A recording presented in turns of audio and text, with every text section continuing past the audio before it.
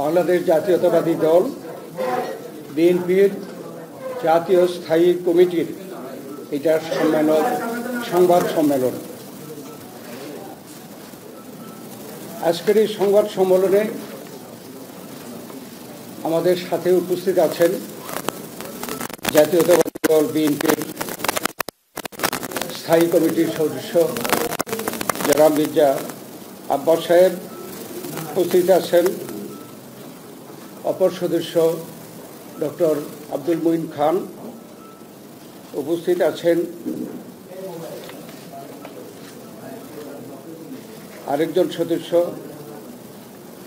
জনাব নজরুল ইসলাম খান, উপস্থিত আছেন স্থায়ী কমিটির সদস্য জনাব আমির খুসরো মাহমুদ চৌধুরী, উপস্থিত আছেন স্থায়ী কমিটির সদস্য জনাব সালাউদ্দিন আহমেদ এবং উপস্থিত আছেন স্থায়ী কমিটির সদস্য মেজর অবসরপ্রাপ্ত হাফিজউদ্দিন আহমদ বীর বিক্রম।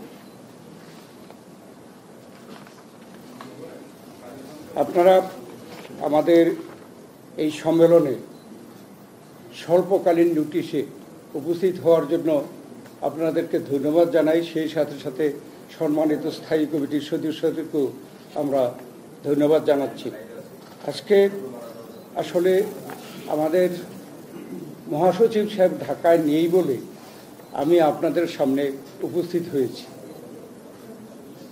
গত 10 নভেম্বর অর্থাৎ কালকে রাতে,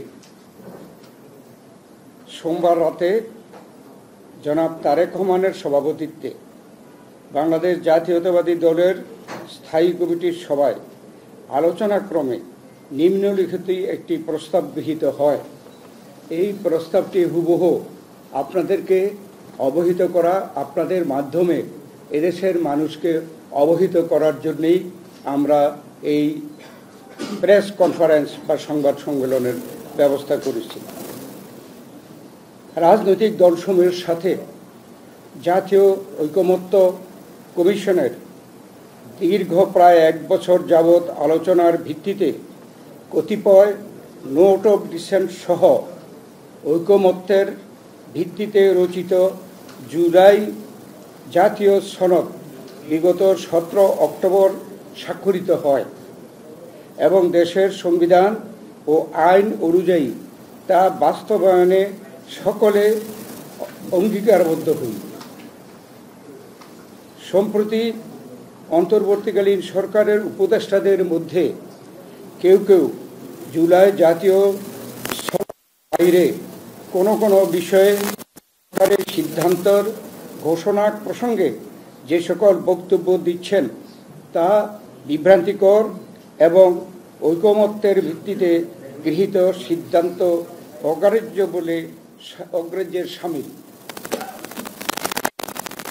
বা অগ্রাহ্য করার শামিল। আবার আমি এটা পড়ছি যে সরকারের সিদ্ধান্ত ঘোষণার ক্ষেত্রে যেসব বক্তব্য এবং ঐকমত্যের ভিত্তিতে গৃহীত সিদ্ধান্ত অগ্রাহ্য করার শামিল। আমরা স্পষ্ট ভাষায় বলতে চাই যে জুলাই জাতীয় সনদে উল্লেখিত বিষয়দের বাইরে সরকার কোনো সিদ্ধান্ত ঘোষণা করলে সনদে স্বাক্ষরকারী কোনো দলের জন্য তা মান্য করার বাধ্যবাধকতা থাকবে না। এটা আমরা আবার বলছি, আমরা স্পষ্ট ভাষায় বলতে চাই যে জুলাই জাতীয় সনদে উল্লেখিত বিষয়দের বাইরে সরকার কোনো সিদ্ধান্ত ঘোষণা করলে সনদে স্বাক্ষরকারী কোনো দলের জন্য তা মান্য করার বাধ্যবাধকতা থাকবে না। সেই ক্ষেত্রে সকল দায় দায়িত্ব সরকারের উপরই বর্তাবে। এই ব্যাপারে সতর্ক পদক্ষেপ গ্রহণের জন্য আমরা সরকারের প্রতি আহ্বান জানাচ্ছি। আপনাদের সকলকে ধন্যবাদ। আল্লাহ হাফেজ। বাংলাদেশ জিন্দাবাদ। আমাদের এই সংক্ষিপ্ত আজকে এই আমাদের যে বক্তব্য রাখার জন্য আপনারা কষ্ট করে এসেছেন, সুযোগ দিয়েছেন, তার জন্য আপনাদেরকে আবার ধন্যবাদ। সরকারের পক্ষ থেকে তো উদ্যোগ নেওয়া হচ্ছে, আবার হাতে সময় বেঁধে দিয়েছিল, আবার সেই সময় শেষও হয়েছে। আমরা যেটা জানতে চাইছি, আনঅফিসিয়াল আপনাদের সাথে যোগাযোগ করা হয়েছে যে সমস্যাটা হয়েছে সেটা সংকটের জন্য, কিন্তু আজকে আপনারা বলে দিলেন যে সরকার এর বাইরে কোনো উদ্যোগ নিলে আপনারা সেটা গ্রহণযোগ্য হবে না, আপনারা সেটা মানবেন না। তাহলে আসলে বিষয়টা কোন দিকে যাবে? এটা আমরা শুধু মানব না বলিনি, বলেছি এই যারা স্বাক্ষর করেছে তারা মানবে না। সরকার আমাদের সাথে কোনো যোগাযোগ করে নাই।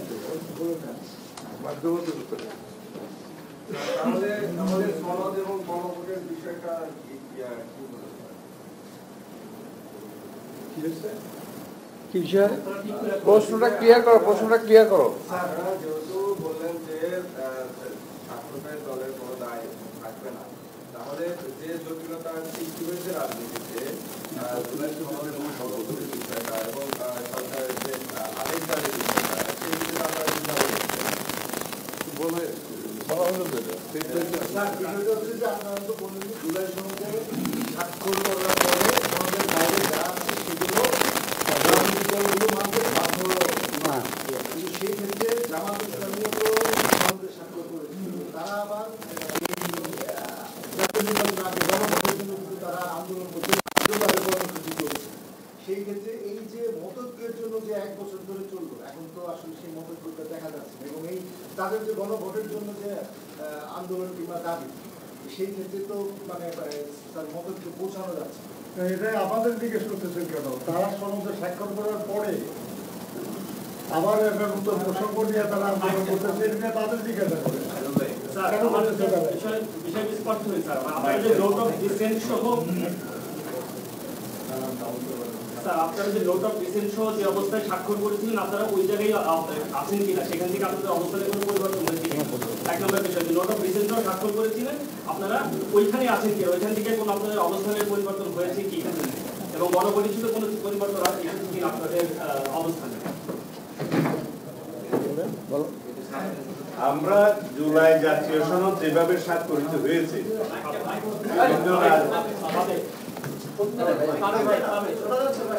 শোনা যাচ্ছে তো?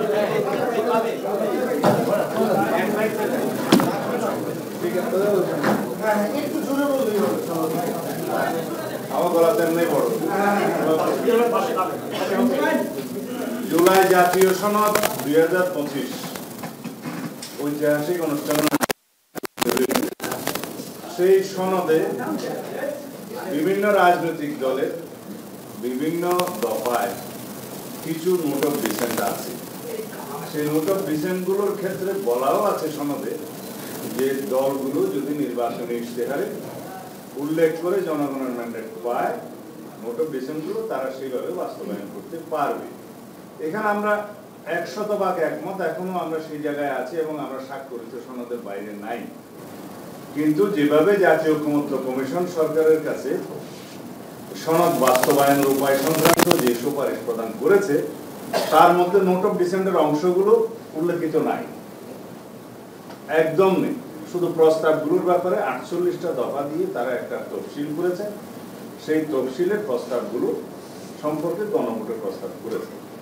গণভোটের বিষয়ে আমরা একটা জাতীয় ঐকমত্যের স্বার্থে একই দিনে জাতীয় সংসদ নির্বাচনের দিনে একই দিনে গণভোটের মাধ্যমে জনগণের সম্মতি নেওয়ার জন্য জুলাই জাতীয় সনদের উপরে আমরা রাজি হয়েছিলাম। সেই জায়গায় আমরা আছি। এখন এই স্বাক্ষরিত সনদের বাইরে গিয়ে কোনো রাজনৈতিক দল জুলাই সনদ বাস্তবায়নের জন্য যে অযৌক্তিক এবং নতুন নতুন ইস্যু করে যে আন্দোলন করছে, সেই ব্যাপারে তাদেরকে বক্তব্য প্রদান করতে পারেন। এর বাইরে আমরা সনদে স্বাক্ষরিত যে বিষয়গুলো আছে তার বাইরে যদি সরকার কোনো সিদ্ধান্ত নিতে যায়, সেটা কোনো রাজনৈতিক দল যারা সনদে স্বাক্ষর করেছে তাদের উপরে কোনো দায় দায়িত্ব করতে হবে না বা মানতে বাধ্য নয়। এই মেসেজটা দেওয়ার জন্য আজকের আমাদের এই সংগঠন। সাংবিধানিক আদেশ যেটা জারি করা, আপনারা রাষ্ট্রপতি জারি করবে এই পক্ষে ছিলেন, অন্যান্য দল দাবি করছে যে প্রধান উপদেষ্টা করবে, আসলে ওই জায়গায় অবস্থান দেখতে আদেশের বিষয়ে আমরা স্পেসিফিক কোনো প্রস্তাব এরকম দেইনি যে আদেশ কে জারি। আমরা একটা সাংবিধানিকতার মধ্যে আছি, সাংবিধানিকভাবে এই সরকার শপথ নিয়েছে, সবকিছু আইনানুগভাবে চলছে। তা এখন কোনো অধ্যাদেশ জারি করার ক্ষমতা এই সংবিধান অনুসারে রাষ্ট্রপতি। যদি কোনো আদেশ জারি করতে হয়, সেই আদেশের মর্যাদা যদি আইনি হয়, সেই আদেশ জারি করার মতো কোনো সাংবিধানিক অবস্থা বাংলাদেশে নেই। কারণ প্রেসিডেন্ট অর্ডারটা জারি করার একটা বিধান এক সময় ছিল, যতদিন পর্যন্ত বাংলাদেশের সংবিধান গৃহীত হয়নি। আপনারা সবাই জানেন, সেরকম পিইউ অর্থাৎ প্রেসিডেন্ট অর্ডার নিয়েই তখন রাষ্ট্র চলত। সংবিধান গৃহীত হয়ে যাওয়ার পরে রাষ্ট্রপতির আদেশ জারির আর কোনো বিধান রইল না, সেটা বিলুপ্ত হলো। এখন কি রকম আদেশ দিবে, সেই আদেশের মর্যাদা, আইনি মর্যাদা, সেটা এখনো সরকার নির্ধারণ করেনি। একমাত্র অধ্যাদেশ প্রণয়ন করা ছাড়া রাষ্ট্রপতির অন্য কোনোভাবে আইন প্রণয়ন করার ক্ষমতা এখন নেই। Between two sessions of parliament রাষ্ট্রপতি অধ্যাদেশ জারি করতে পারে। এখন যেটা করছে আর কি, রাষ্ট্রপতি অধ্যাদেশ জারি করে রাষ্ট্রপতি করছে, কিন্তু আদেশ জারি করার কোনো বিধান বর্তমান সংবিধানে নেই। কিন্তু যদি এখন কোনো প্রজ্ঞাপনকে আদেশ নামকরণ করতে চায় এবং সেটার আইনি মর্যাদা না থাকে, সেটা প্রজ্ঞাপনের মাধ্যমে সরকার প্রকাশ করতে পারে, আইন হবে না সেটা। আচ্ছা, আমার মনে হয় যে এই ব্যাপারে এটা আমরা প্রেস ব্রিফিং, কিন্তু এটা ডিবেটে পরিণত করছি। এটা ডিবেটে পরিণত করার কোনো সুযোগ নাই। প্রশ্ন যে এই গণভোট ইস্যুতে রাজনৈতিক দলগুলোর আলোচনার সুযোগ আছে কিনা, সেটা সরকার যদি আলোচনার জন্য আহ্বান জানায়, সেই ক্ষেত্রে আলোচনার সুযোগ থাকতে পারে, রাজপথে তো নয়। সরকার কি আপনার রাজনৈতিক দলগুলোর সঙ্গে আলোচনার আহ্বান জানিয়ে রাষ্ট্রপতি সেই রকম কোনো প্রস্তাব তো আমাদেরকে দেয়া হয়নি।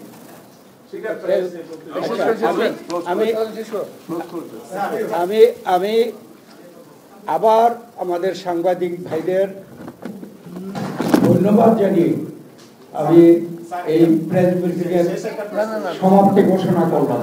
ধন্যবাদ।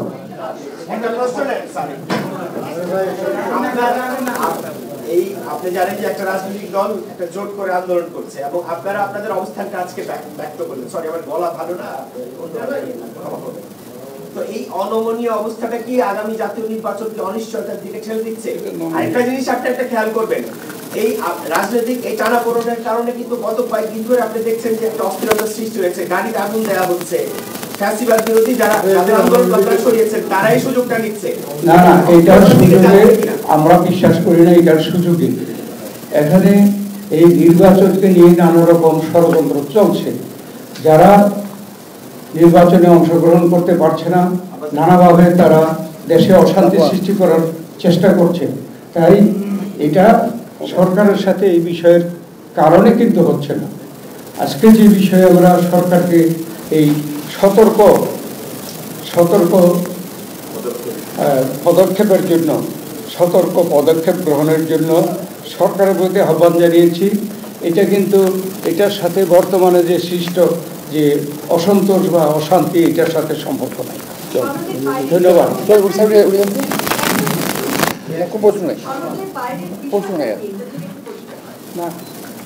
সনদের ভিতরের বিষয়,